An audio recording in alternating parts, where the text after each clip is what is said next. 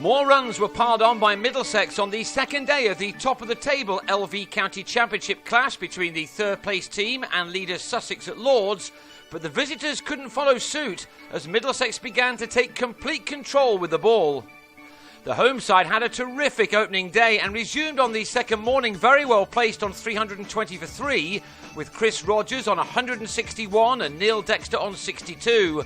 Both continued to look for runs in the sunshine, with the play becoming a little more frenetic than it was on the first day. And that approach finally led to the downfall of Rogers on a brilliant 184. He took on his Western Australian teammate Steve McGoffin, but could only find Michael Yardy, who judged the running catch well at mid-off. Rogers and Dexter had ensured that their team brought up the 350 in time to earn a fourth batting bonus point. There were going to be no more on offer from here, so it was now a case of getting the biggest total as possible. To that end, Dexter continued to play extremely well as he headed towards his own three-figure score for the first time this season. He'd been joined with the loss of Rogers' wicket by John Simpson, who was also playing a very bright innings.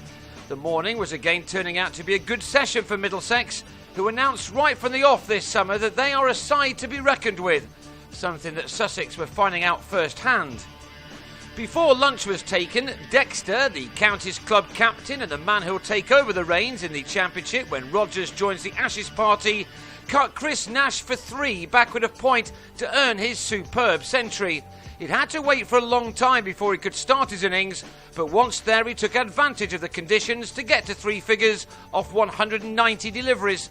He'd struck 11 fours in that, and in doing so had put his side into a very healthy position in this important match. Alas for him, he couldn't hold out until the break, falling to the last ball of the morning session, as on 104 he half drove and edged to Chris Jordan to give Will Beer his third wicket of the innings.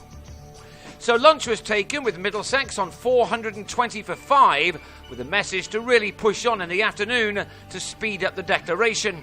Simpson and new man Gareth Berg didn't disappoint as they added 46 runs in 7 overs, as their side appeared to have a total of around 500 on their minds. Simpson helped himself to a rather easy half-century, his second of the summer, and one which had occupied 91 deliveries. The total had now moved on to 466 25 minutes after lunch to put Middlesex just about where they wanted to be. Simpson fell in the next over, driving off one knee to offer Ed Joyce a catch in the covers and Luke Wright his first wicket. Ollie Rayner came and went quickly, nicking Chris Liddle behind for a rare first-class wicket for the left-armer. And then Berg's excellent cameo was ended by Wright as the batsman whipped the bowler out to Luke Wells to depart for a rapid 39, which had come off only 25 balls. Toby Rowland-Jones and James Harris then took the total to 499 for 8, and that's when Rogers called them in after 139 overs of batting, leaving Sussex to deal with 51 more on this second day. And immediately it appeared that they might have some problems in that time. Nash close to going to the very first ball of the reply delivered by Tim Murtagh. Murtagh did soon get his man in his third over, Nash on 13 fending a ball to Sam Robson. The pitch of course was still a good one to bat on, and conditions overhead could not have been any better, so both Yardy and Wells would have been confident of punching serious dents into Middlesex's lead. Shots like these would certainly have helped too. But Wells then decided to take on Rowland-Jones, only to top edge his shot into the hands of Berg, a dismissal that left Sussex on 47 for 2. Rowland-Jones was then completely convinced that he had Yardy legged before in his next over, the former Sussex captain surviving what must have been a very close call. But the game began to turn rapidly Middlesex's way in the final session. Joyce's wicket is always a very big one, especially when he's back at Lords, and it was Rayner that got it with an absolute beauty, which dragged the batsman out of his crease with the flight and then turned and bounced to have him stumped for 20. Yardy on 22 was then trapped in front this time, a wicket which left the championship leaders in some trouble on 88 for 4. That became 92 for 5 as Matt Pryor was out in very controversial circumstances. He was eventually given out for being caught by a sprawling Robson off a combination of bat and pad.